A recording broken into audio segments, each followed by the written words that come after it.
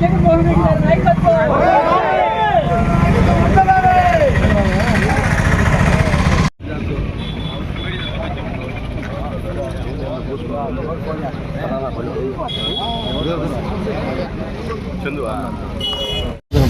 YS Jaganmohan Reddy గారి నాయకత్వంలో YSR Congress party 15 సంవత్సరాలు పూర్తి చేసుకుని 16వ సంవత్సరంలో అడుగుపెట్టాం. నాయకులు, కార్యకర్తలు, ప్రజలు మానస పుత్రిక వైఎస్ఆర్ కాంగ్రెస్ పార్టీ. రాజశేఖర రెడ్డి గారు మరణించిన తర్వాత ఉమ్మడి రాష్ట్రంలో రాజశేఖర రెడ్డి మరణాన్ని తట్టుకోలేక దాదాపు 600 మంది చనిపోయారు. ఈ 600 మందిని ఓదార్చేందుకు ఢిల్లీకి వెళ్ళి సోనియా గాంధీ గారిని అడిగితే పర్మిషన్ ఇవ్వలేదు. సోనియా గాంధీని ఎదిరించి ఓదార్పు యాత్ర కానివ్వండి, ఇటు ఈ 2 యాత్రలు పెట్టి ప్రజల్లోకి వచ్చారు. జగన్మోహన్ రెడ్డి గారు పాదయాత్ర, ఓదార్పు యాత్రలతో ప్రజల్లోకి వచ్చారు. వైఎస్ఆర్ కాంగ్రెస్ పార్టీని స్థాపించిన తర్వాత ప్రతి గ్రామంలో నాయకులు, కార్యకర్తలు రాష్ట్రమంతటా కూడా, ఉమ్మడి రాష్ట్రంలో కూడా పార్టీకి అండగా నిలబడి జగన్మోహన్ రెడ్డి గారికి మద్దతు ఇచ్చారు. 16 నెలలు అక్రమ కేసులు పెట్టి అటు ఢిల్లీలో ఉన్నటువంటి కాంగ్రెస్ ప్రభుత్వం, చంద్రబాబు నాయుడు చేతులు కలిపి అరెస్ట్ చేయించిన విషయం కూడా తెలుసు. ఇవి ఏవి కూడా లెక్క చేయకుండా, భయపడకుండా ధైర్యంగా ముందుకొచ్చి పార్టీని స్థాపించి ప్రజల్లోకి వచ్చినటువంటి ఏకైక వ్యక్తి జగన్మోహన్ రెడ్డి గారు. అధికారంలోకి వచ్చాం.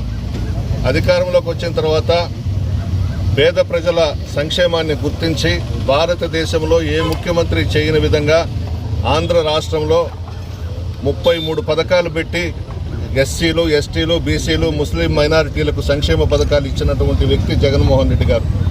ప్రజల మనసుల్లో చిరస్థాయిగా నిలిచిపోయే విధంగా జగన్మోహన్ రెడ్డి గారి పరిపాలన ఉండింది.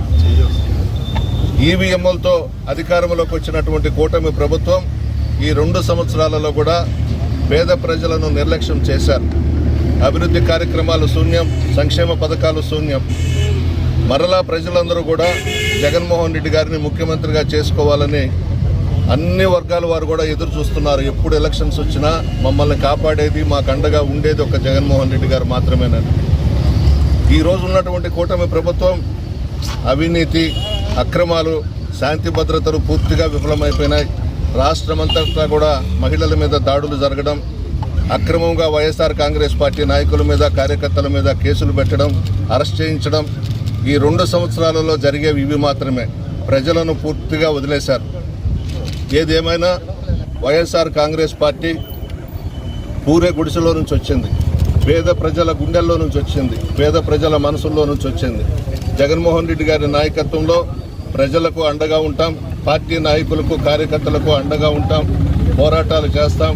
మరలా అధికారంలోకి వచ్చేదాకా వైఎస్ఆర్ కాంగ్రెస్ పార్టీ నాయకులు కానీ, కార్యకర్తలు కానీ ఎవరు కూడా నిద్రపోం. ఇందుకూరుపేట మండలంలో వైఎస్ఆర్ విగ్రహం పూలమాల వేసుకొని మరి ఘనంగా కూడా ఈ యొక్క ఆవిర్భావ దినోత్సవం జరుపుకోవడం జరుగుతుంది. ఏదైతే రాజశేఖర రెడ్డి గారి మరణానంతరం తండ్రి గారి ఆశయాలు కొనసాగించాలి, తద్వారా ఆంధ్రప్రదేశ్లో ఉండే పేద బడుగు బలహీన వర్గాలకి తండ్రి గారు చేసినటువంటి ఆ యొక్క ప్రతి ఒక్క సంక్షేమం కూడా ఈ ప్రజలకు అందించాలని ఒక మంచి ఉద్దేశంతో గౌరవ వైఎస్ జగన్మోహన్ రెడ్డి గారు పార్టీ స్థాపించడం జరిగింది. అప్పటి నుంచి కూడా ఇప్పటికీ 15 సంవత్సరాలు పూర్తి చేసుకొని 16 సంవత్సరాలు అడుగు పెడతా ఉన్నాం. మరి అప్పటి నుంచి కూడా పోరాటమే. మరి ఏదైతే పేద ప్రజల కోసం నెలకొల్పినటువంటి ఈ పార్టీ ప్రజలకు అండగా ఉండాలని మరి పోరాటం చేసి 2019లో కూడా అధికారం రావడం జరిగింది. అధికారంలోకి వచ్చినటువంటి 5 సంవత్సరాలు ప్రజారంజక పరిపాలన, మరి పేదలు ఎక్కడున్నారో గుర్తించి పార్టీలను చూడకుండా మరి ఎలాంటి కుల మతాల సంబంధం లేకుండా సంక్షేమాలు అందించినటువంటి ఏకైక ముఖ్యమంత్రి ఎవరు ఉన్నారంటే వైఎస్ జగన్మోహన్ రెడ్డి గారు. అట్టి ఆయన నాయకత్వంలో వైఎస్ఆర్ కాంగ్రెస్ పార్టీ ఇప్పటికి 15 సంవత్సరాలు పూర్తి చేసుకొని 16 సంవత్సరాలు వచ్చింది. కాబట్టి రాబో రోజుల్లో కూడా ఇంకా ఈ యొక్క రాష్ట్రంలో ఇప్పుడు ఉన్నటువంటి పరిస్థితి అందరికీ తెలిసిన విషయమే. మరి ఈ యొక్క కూటమి ప్రభుత్వం చేస్తున్నటువంటి అరాజకాలు, అన్యాయాలు, దౌర్జన్యాలు, మరి రౌడీజాలు మీకు అందరికీ తెలిసిన విషయమే. మరి ఇప్పటికే ప్రజలు కూడా మరి వైఎస్ఆర్ కాంగ్రెస్ పార్టీ చెంతన ఉంటున్నారు. మరి ఈ పార్టీకి ఇంకా బలము ఇంకా పెరిగింది. కాబట్టి రాబో రోజుల్లో కూడా ఇంకా ఈ పార్టీ ఇంకా అభివృద్ధి చెంది మరి వైఎస్ జగన్మోహన్ రెడ్డి నాయకత్వంలో ఇంకా ముందుకు తీసుకెళ్తానికి మేము అందరం కూడా కృషి చేస్తామని కోరుకుంటూ సెలవు.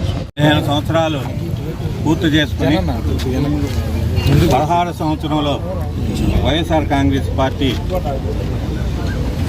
ఈరోజు రావటం చాలా సంతోషం. ముఖ్యంగా జగన్మోహన్ రెడ్డి అన్య మనసుడని, తిరుమల కొండపై అపచారం చేశాడని దుంబారం రేపాడు. 1862లో పాశ్చాత్య దేశాల వారు తిరుమల కొండని అప్రతిష్ఠ చేస్తూ అక్కడ మద్యపానం, ధూమపానం, అలాగే మాంసాలు తెచ్చుకొని అక్కడ ఎంజాయ్ చేస్తున్న పరిస్థితిలో తిరుమల కొండ మీద వేద పండితులు, పూజారులు అందరూ కలిసి అప్పటి చిత్తూరు కలెక్టరు బ్రూస్లేని కలవటం జరిగింది. బ్రూస్లే ఆ రోజు ఒక డిక్లరేషన్ పాస్ చేశారు. ఫస్ట్ డిక్లరేషన్ 1862లో బ్రూస్లే పాస్ చేశాడు. ఆ డిక్లరేషన్లో ఏమి ఇచ్చారంటే, తిరుమల కొండ చాలా పవిత్రమైనది, వెంకటేశ్వర స్వామి చాలా పవిత్రంగా హిందువులు భావిస్తారు, ఆ కొండ మీద పోయేదానికి అన్ని మతస్థులు డిక్లరేషన్ ఇచ్చి పోవాలని ఆ రోజు ఏర్పాటు చేయటం జరిగింది. చేస్తూ ఆ జీవోలో కూడా ఇంకోటి ఇచ్చాడు. ఇది ఆర్జీ రామ్ మఠానికి స్వాధీనం చేశాడు. ఎందుకంటే మఠం వాళ్ళు అయితే దేవస్థానాన్ని కాపాడతారని. తిరిగి మళ్ళా 1932లో తిరుమల తిరుపతి దేవస్థానం బోర్డుగా ఏర్పాటు చేయడం జరిగింది. డిక్లరేషను 2014లో అప్పటి ఈవో గారు రమణారావు ఉన్నారు. ఎవరైనా పోవచ్చు, వాళ్ళ ఛాయిస్, వాళ్ళు ఇష్టమైతే డిక్లరేషన్ ఇవ్వచ్చు, లేకుంటే ఇవ్వకూడదు. అసలు అన్ని మతస్థులు అని అంటున్నారు. స్వామి కైంకర్యాల్లో ప్రతిరోజు నిత్య కైంకర్యాల్లో ప్రతి మంగళవారం అన్ని మతస్థులు వారే ప్రార్థన చేస్తారు. కడప నుంచి బీబీ నాంచారమ్మ తాలూకా వాళ్ళు ప్రతి మంగళవారంలో స్వామివారికి ముస్లింలు అందించే ఆభరణాలు ధరించి ఆ రోజు ప్రసాదాలు కూడా ముస్లింలే అందజేస్తారు. నేటికి కూడా ప్రతి మంగళవారం అన్ని మతస్థులైన ముస్లిమ్స్ వారే మంగళవారం వాళ్ళ కైంకర్యం ఉంది. ఉభయదాతులు వాళ్ళు మంగళవారం కనుక డిక్లరేషన్ అనేది వర్తించదు. జగన్మోహన్ రెడ్డి గారు కూటమి ప్రభుత్వం అంతకుముందు చంద్రబాబు ప్రభుత్వం ఉన్నప్పుడు విజయవాడలో 42 దేవస్థానాలు కొట్టేస్తే 300 దేవాలయాలని, హిందూ దేవాలయాన్ని ఏర్పాటు చేశారు. అలాగే ఎన్నో దేవస్థానంలో రాజశేఖర రెడ్డి గారు ఉన్నప్పుడు మాడ వీధులు ఏర్పాటు చేశారు. అలాగే దళిత గోవిందం అనేది దళిత వాడలో కూడా స్వామివారిని తీసుకుపోయే విధంగా ఏర్పాటు చేశారు. అలాంటి వ్యక్తుల్ని అసలు తిరుమల కొండకి ముఖ్యమంత్రి సతీ సమేతంగా పోవటం లేదన్నారు. ఇప్పుడు వరకు ముఖ్యమంత్రులు ఎంతమంది సతీ సమేతంగా పోయారు? వెంగళరావు పోయాడా? పివి నరసింహరావు పోయాడా? జనార్దన్ రెడ్డి పోయారా? ఎవరు పాలాల? సాక్షాత్ స్వయంభూతుడైన ఎన్టీ రామారావు కూడా సతీ సమేతంగా పట్టు వస్త్రాలు సమర్పించింది లేదు. కనుక జగన్మోహన్ రెడ్డి ఇంట్లో నిత్యం కూడా గోమాత పూజ చేస్తారు. వైవి సుబ్బారెడ్డి ఇంట్లో కూడా గోమాత పూజ చేస్తారు. అలాగే కరుణాకర్ రెడ్డి ఇంట్లో కూడా నిత్యం గోమాతకి పూజ చేస్తారు. అలాంటి వాళ్ళని పట్టుకొని అన్య మతస్థుడు జగన్మోహన్ రెడ్డికి హిందువులంటే గిట్టదనేది దుష్ప్రచారం చేస్తున్నారు.